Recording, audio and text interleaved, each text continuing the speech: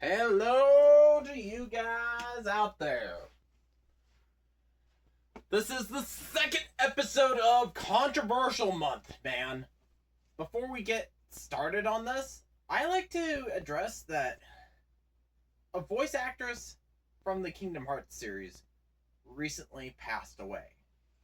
Yeah, she passed away recently.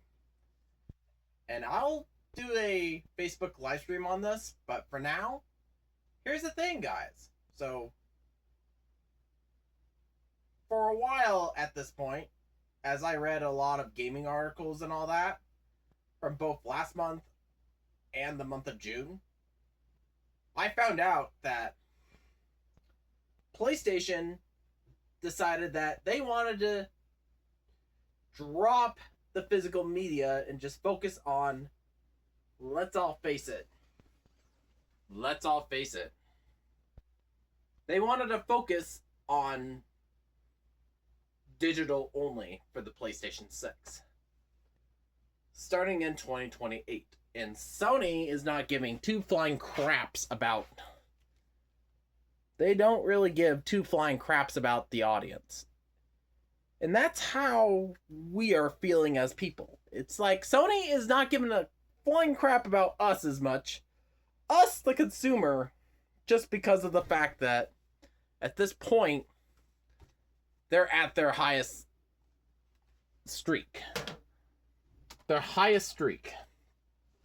After the recovery during the PlayStation 3 era that put Sony all the way from their lowest after the success of both the original PlayStation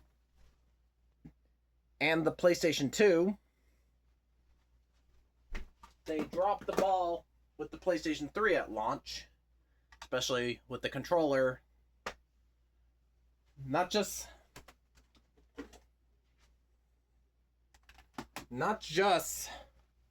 the pricing itself, since Sony did overcharge, or it feels like they overcharge, since the price point of the PlayStation 3 in 2006 money was more expensive, since at launch for the 40 gigabyte PlayStation 3 it costs $500 US, and then the 60 gigabyte version costs $600. Yeah, in 2006 money. And the controller it came with is this guy right here, the original 6-axis controller. This is the DualShock 3. Hold on. Let me find it. Find the proper controller. There it is. The original 6-axis controller. This one does not have rumble, but it's the lightest out of all the PlayStation controllers. That one and the original. Even though I have a replica of the original, thank you to Sony with the release of the PlayStation Mini, by the way. This guy here. But besides the point, guys, Sony dropped the ball pretty hard.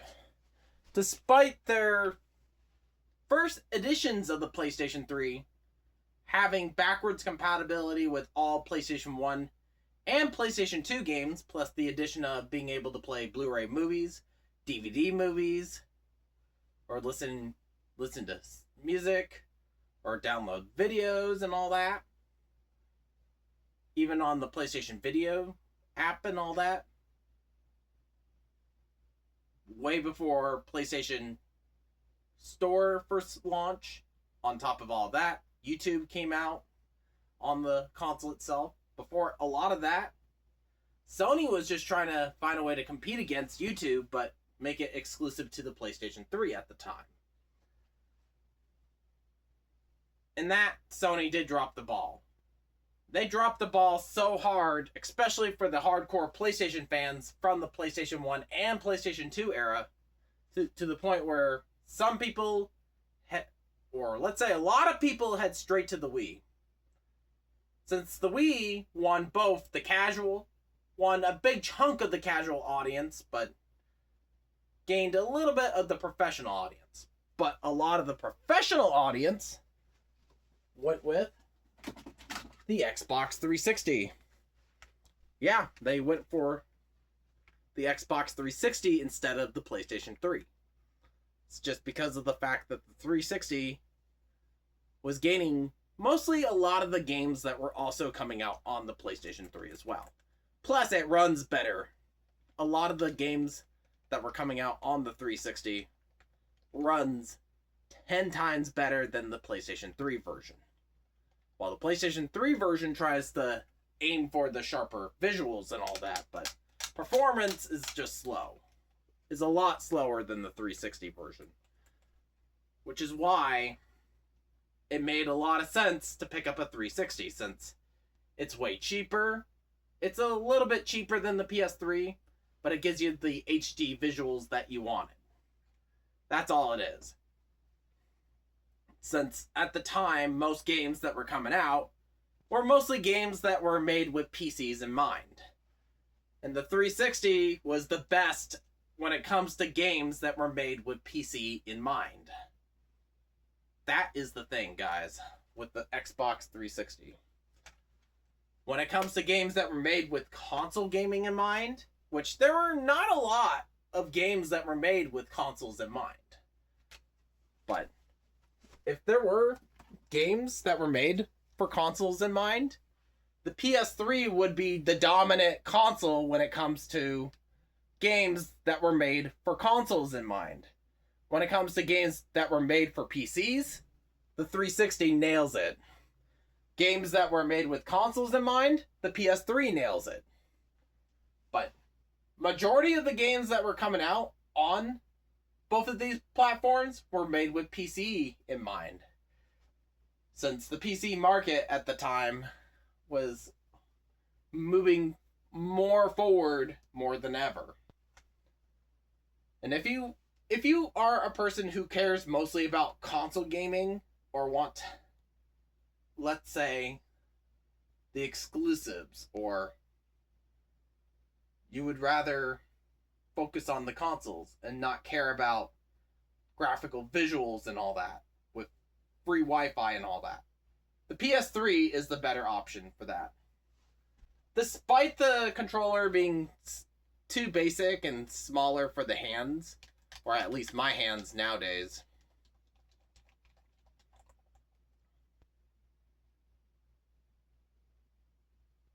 But the thing is, despite that being a big win, but it didn't convince the audience or the player base to pick up a PS3. Not until the price drops happened. And that was during a time when we had price drops being a thing of the 2000s and the 2010s. Especially when we got the PlayStation 3 Slim. Oh boy, we miss those days when we get price drops, man. And I'll get to that point too. I'll definitely get to that point. But besides the point, after Sony finally found a way to beat the Xbox 360 at the last second, we got the launch of the PS4 right around that time too. And the PS4 was Sony heading towards their biggest streak in the gaming industry. And it's for the fact that the touchpad is one of the most revolutionary features on the PlayStation 4 controller, plus the share button to share content and all that. Despite Sony doing well in those fields, they felt like they were unstoppable again.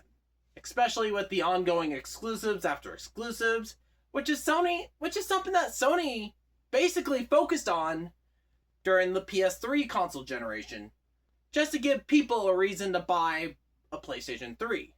They kept going on it on the PlayStation 4, plus getting good, let's all face it, partnerships with third-party publishers on having their game be exclusive on their PlayStation consoles for a limited amount of time.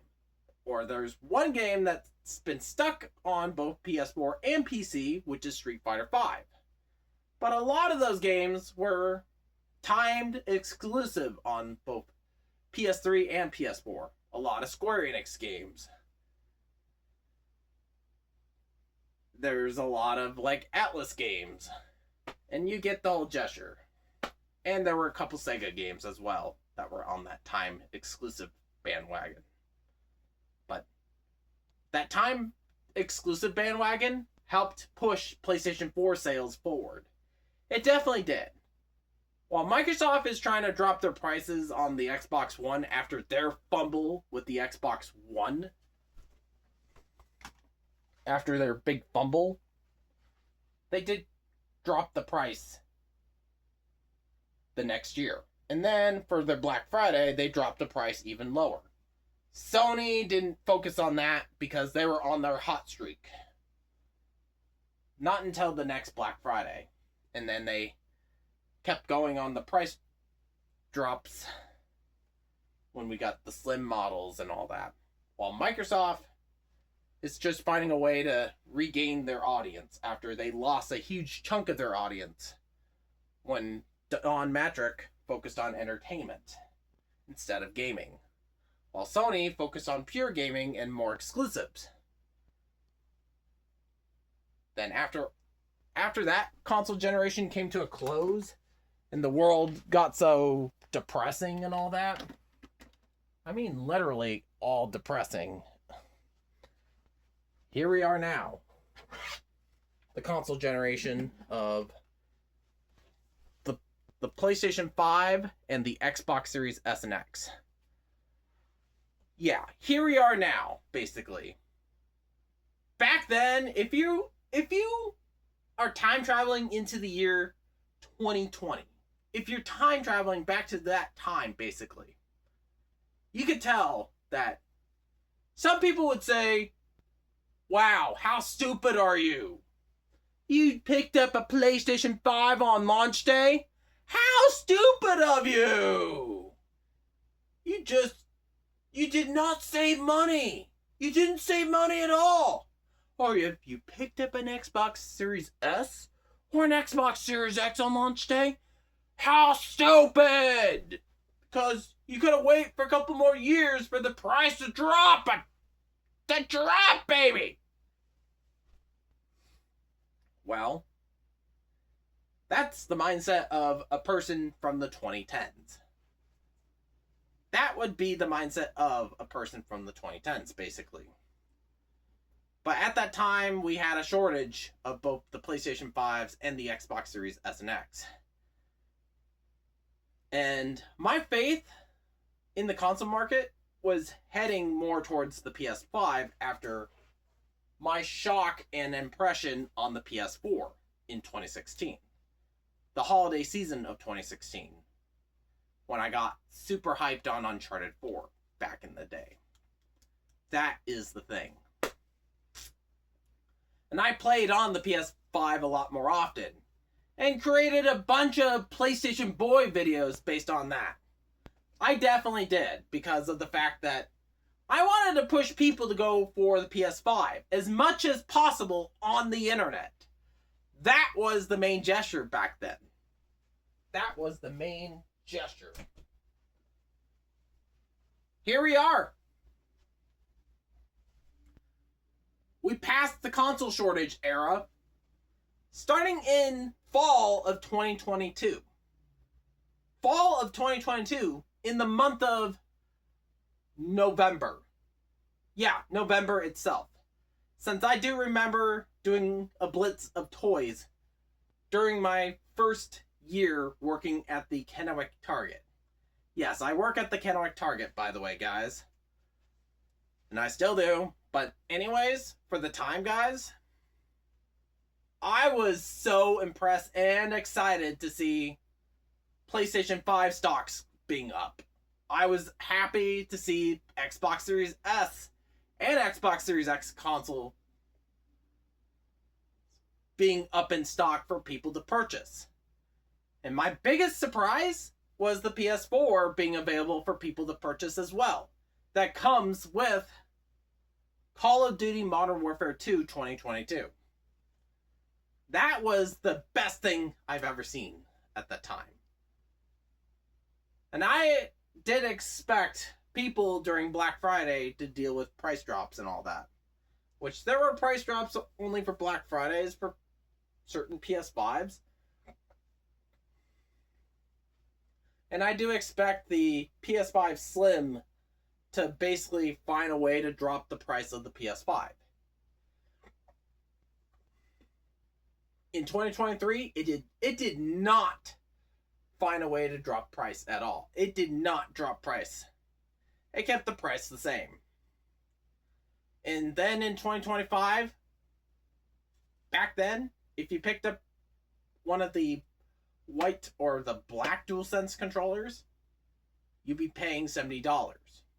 But unexpectedly in 2025, the prices went up on the controllers. Where instead of $70, you're paying $75 for the white, the black, the light blue, or the red.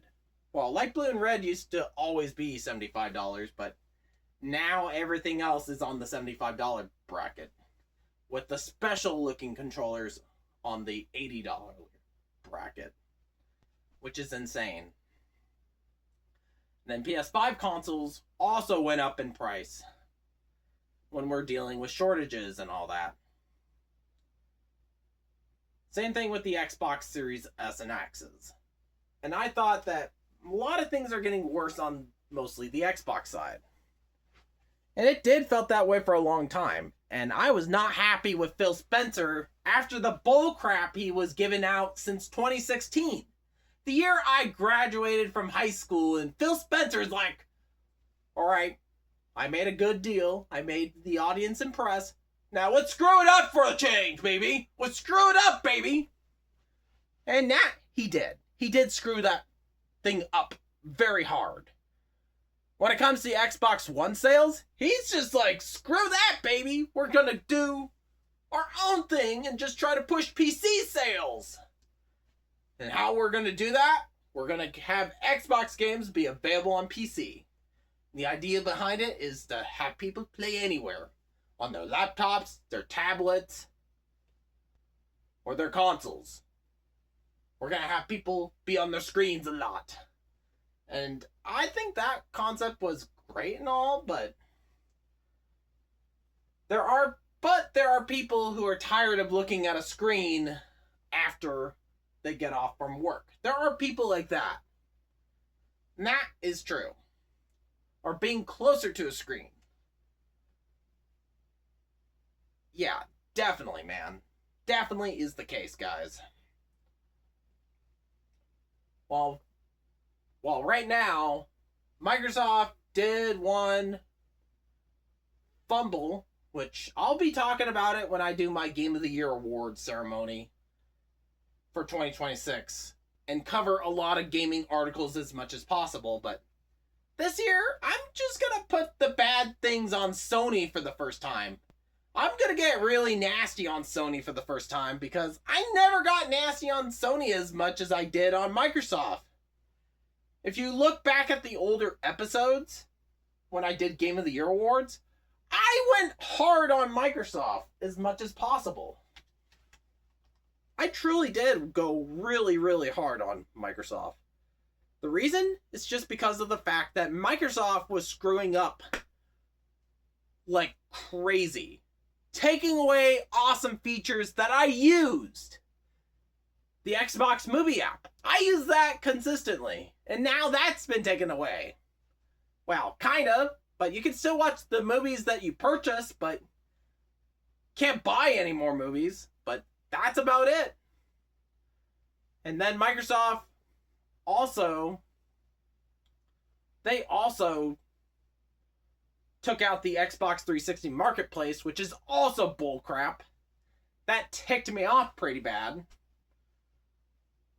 It's like Microsoft is just slapping the fans in the face. And then the biggest one out of the bunch earlier this year is paying $30 for 1 month of Xbox Game Pass, which is also bullcrap. Where we expected Sarah Bond to save us, but instead Sarah Bond is like, I give up. And now Asha Sharma showed up. She's like, okay, we're gonna cut down the prices. We're going to take out all the bullcrap that Phil Spencer was trying to force Xbox to be part of, and to be like, you know what, Phil Spencer? I'm going to destroy your plans because your plans suck. It sucks so bad, Phil. No one likes you no more. Go to your retirement, and we're going to smack you while you're retired, baby. Because that's how we do fun business, baby. Oh, and we're going to try and make Xbox gaming more affordable for the audience. And that's exactly what Asha Sharma is trying to do. Sony, on the other hand, is trying to make PlayStation gaming more expensive. With the leaderships and all that. And now, here we are in 2028. Here we are. In 2028, the Nintendo Switch 2 itself, at this time, the Nintendo Switch 2 itself is now being considered the better console if you want physical gaming action. If you love collecting physical copies, wanting to use the mechanism of the physical copies, the Nintendo Switch 2 is going to be the better option out there. Yeah, I know. With the digital stuff on how Nintendo tries to manipulate people to go digital is to basically cut down 10%. Well, actually $10 off. $10 off of all the games that are $70 is $60 digitally on the Nintendo exclusives, which is something that Nintendo wanted to do to get people to buy just the Nintendo exclusive stuff digitally. While the third parties, it's better for the physical media, for the third parties. That is the thing. That is the thing, man. And at this time, guys, with Nintendo, the way they are as a company now, with the Nintendo Switch 2, the digital key cards, which is the licensing to be able to play the game on a cartridge. I think that the Switch 2 itself, it's an awesome console. Like, I love my Switch 2. And that was the console that me and my buddy, who waited in line for the Switch 2 to be available to pre-order, me and that buddy were all watching, like, old South Park episodes before we got out there in the mall and just waited for us to put a down payment on the Nintendo Switch 2. And yeah, I know there's controversies behind it, but yeah, I know that Nintendo is doing better on addressing the issues. And Nintendo's doing a good job on that this year than what they did last year. But now, time is time. Sony is now being a jerk right now. Yeah, Sony is being a jerk. Because they're taking away... They are the first ones to be motivated to take away one of the best features in gaming since the beginning. And that is physical media. And Sony wanted to focus on digital. It's like, yeah, I noticed it. There were more digital purchases than physical media purchases, but there's a reason why. Sony found a way to manipulate. On the PS4, you get extra content for people who pick up the digital version of the game versus the physical copy. You get extra stuff. Like a new theme for your PS4. A couple new avatars on top. Then on PS5, when we transitioned to PS5, for people who still have their PS4s, or people who wanted to keep their PS4 around, but normally use it for their children who are still living in their house, being youngsters, or anything like that. For anyone who wanted to find a way to entertain their child but have a playroom and all that. The thing would be the fact that for those individuals in mind, Sony made something very convenient and manipulating at the same time for people to go digital. and that is having a PS4 copy come with a PS5 copy, or a PS4 copy to come with a PS5 copy of the same game. And that's a manipulating tactic. And people who pick up the PS4 version of the game physically will come with a digital copy on PS5. And that means is that by the time when they upgrade to the PS5, they can only play the game digitally if they want to play the PS5 version, or use the physical copy on use the physical PS4 copy. So yeah, that's a manipulating tactic that Sony performed during COVID as a combat to the COVID-19 pandemic stuff and the shortage issue that happened during that season. Microsoft's version is basically create two different versions of the same game digitally and have that same concept that Sony went for anyone who picked up the digital copy. But on top of all that, Microsoft shoved two versions of the same game in one disc. And that's what they did as their version of combating COVID. The Smart Delivery cross-release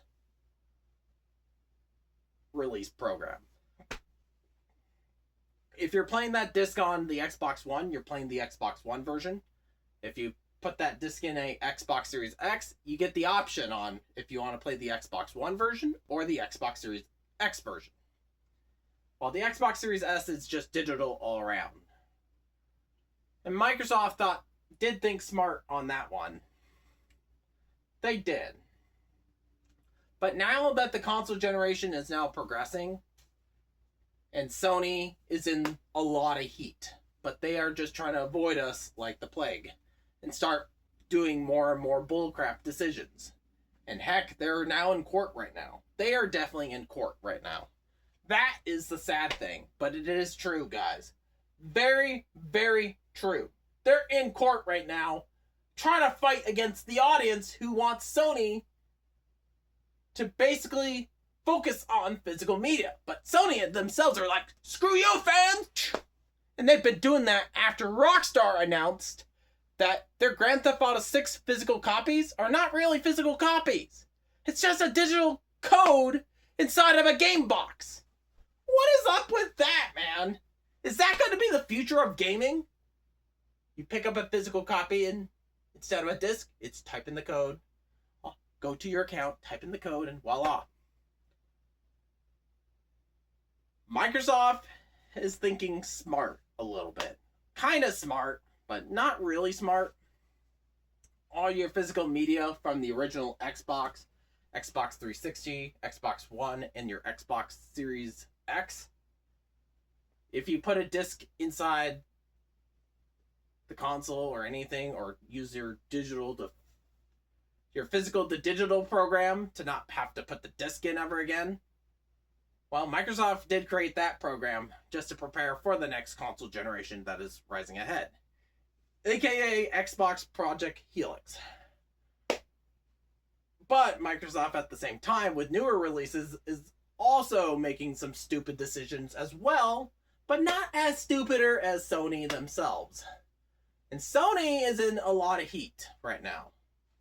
They are in a lot of heat because Sony decided that they wanted to screw customers over. That's what they really want. It's to screw customers over. Get these customers all angry and ticked off as much as possible. If they don't log in onto their PlayStation account in 30 days or something, they'll rip everything from you. Your bank accounts. A lot of things away from you. Your game library. Your account. It's like Sony is in a lot of heat right now. They are in a lot of heat right now. That is the thing. Sony is in the biggest heat of their lives. Yeah, that is right. And I could say that Sony might be heading towards last place in this console market if they keep up with the bullcrap they were coming up with. Yeah, Nintendo will already be taking first place right ahead. And it will be their not just second, but their third first place reek. I'm beating Sony. This will be Nintendo's, let's all face it, third victory. Third victory. I know that Nintendo ended their Nintendo Switch and kicked off the console generation early. Yes, they did with the Switch 1.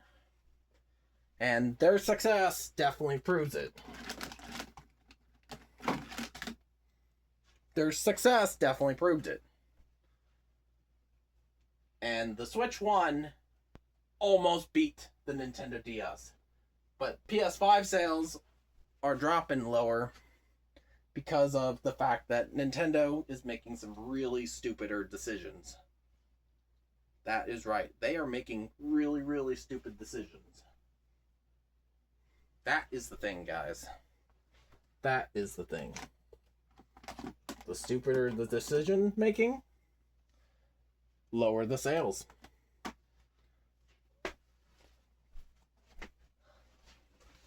Yeah, I know. This in console gaming is now being considered as one of the toughest times in console gaming history and all that. And I do hope that people will take notes from what I am talking about and all that as you read or watch this video. Take notes from this video itself.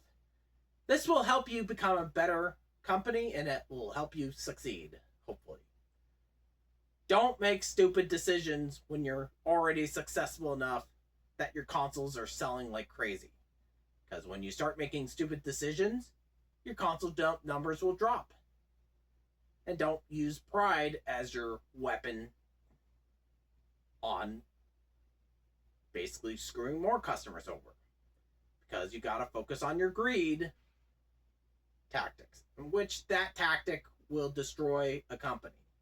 Greed tactics do destroy a company. And I do believe it, man. I do believe it.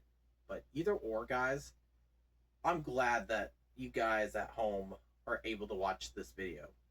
I am so glad that a lot of you guys will learn about this as we grow as human beings and all that. And that going forward in the world of video games, I know that Amazon Luna, I don't know on Amazon Luna as much, but Amazon Luna has a controller that is similar to the Nintendo Switch Pro controller. Yeah, they do. But Amazon Luna itself, it's a hard say. It's a Wi-Fi based streaming service that were made for all the Amazon Prime members. And they already released their Courtroom Chaos starring Arnold Schwarzenegger as the court judge himself. But yeah, this has actually been a fun time. And the only company that basically got destroyed in the console market that is also focused on streaming is the Google Stadia. The Google Stadia is out because Google couldn't quite make it through in the console market. Amazon is just still trying so hard. And they're getting extra money through people who went with Amazon Prime memberships just to basically purchase more items with a better discount with free delivery and all that. That is the main deal, guys. But yeah, that is all, guys. So thank you for watching. Take care, and I'll see you later. Bye.